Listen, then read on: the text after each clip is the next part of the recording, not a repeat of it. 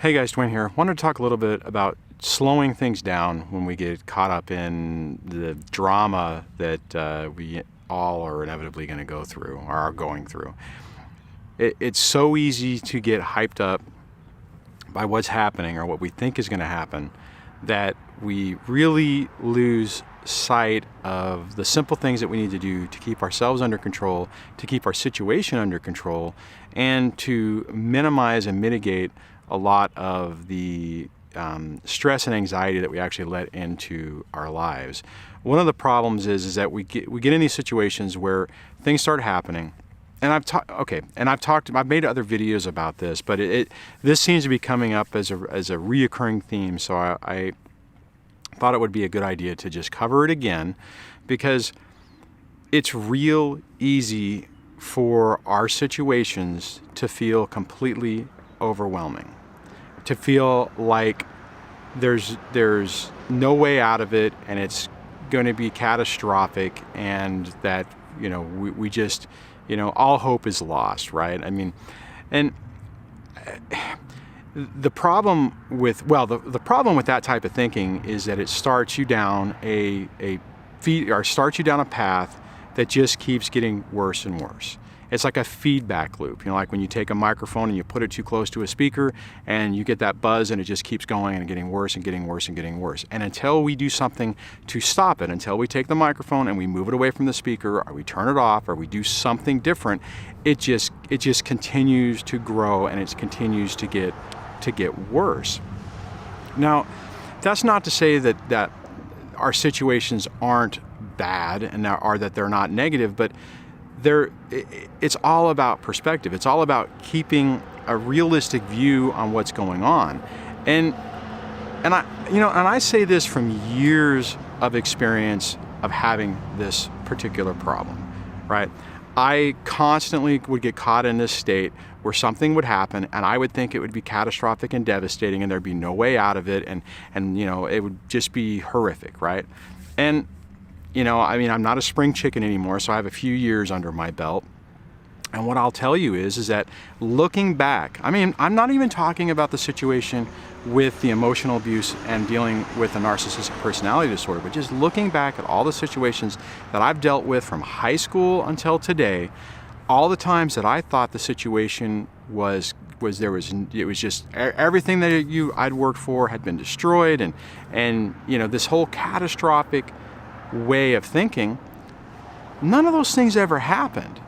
Now, did my direction change? Absolutely. Did I, is my life today the way I thought it was going to be in high school? No. And to be perfectly honest, I don't think any of us could probably say that we had a plan of what we wanted to be, which I did. I did have a plan of what I wanted to do and where I thought my life was going to go, and it went a completely different direction. Am I ever going to get that life back? No. It's in the past. It's too much time has happened.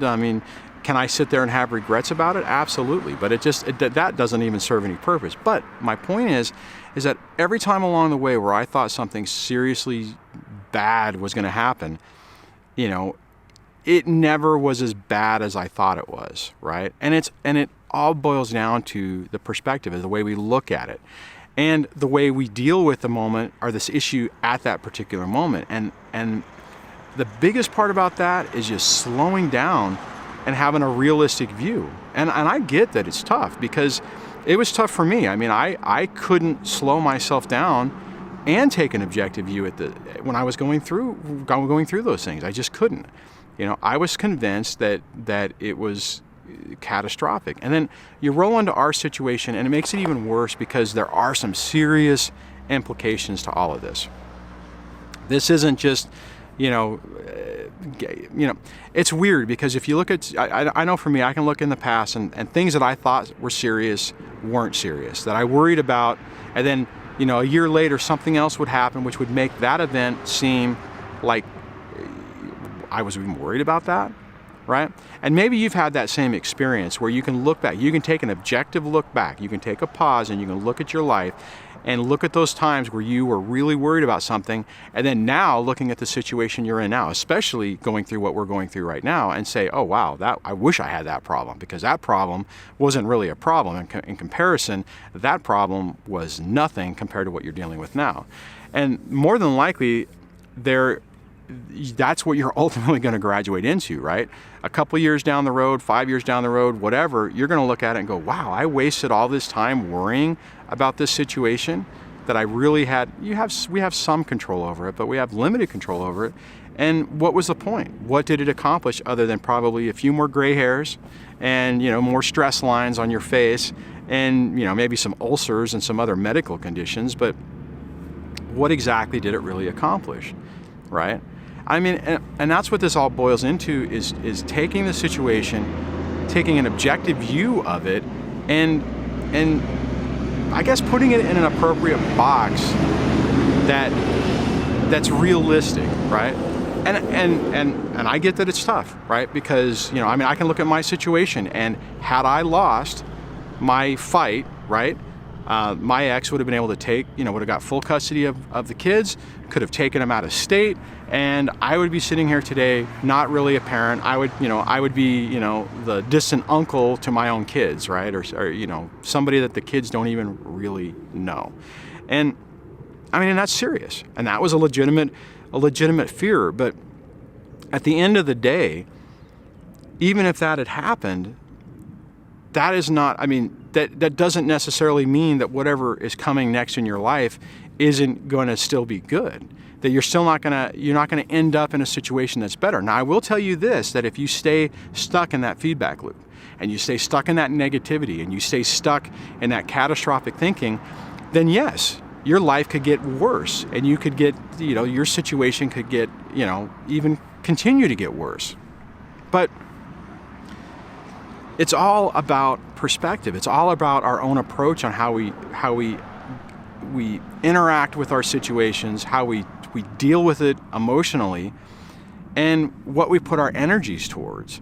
And I know that sounds bizarre, and it may not sound like something that really makes a lot of sense, especially when you're in the middle of it. But things tend to work out when we calm down and we can deal with our stresses and stuff appropriately. A lot of us are going through situations that are really bad, and that the custody arrangement could be really, really bad. You really don't even have an opportunity to have a relationship with your children. Other people are in a situation where they're in the fight, where it really looks like they're ultimately going to be victorious, but they have more work to do. Now, if you take some of the, take the interview that we did with Alex the other day and his story, and if you've been reading some of the comments, you'll see that there's a few other people who have stories where they have been successful, but it was a long road to get there. If I remember correctly, Alex's story was 8 years. There's another person I'm trying to bring on again, where it looks like, if I remember correctly on the initial conversations we're having, it's been about 7 to 8 years for them to ultimately get custody and get what they want. So it's, none of this is easy, right? And none of this is permanent even, right? But we help ourselves when we can slow ourselves down, and we don't let that fear and the emotional uncertainty overwhelm us. So what I would say to you guys, it's Friday, we're getting ready to roll into the weekend, depending on what country you're in. Maybe it's Saturday. I get confused with the days sometimes. Calendar gets weird, but don't beat yourself up on your situation, right?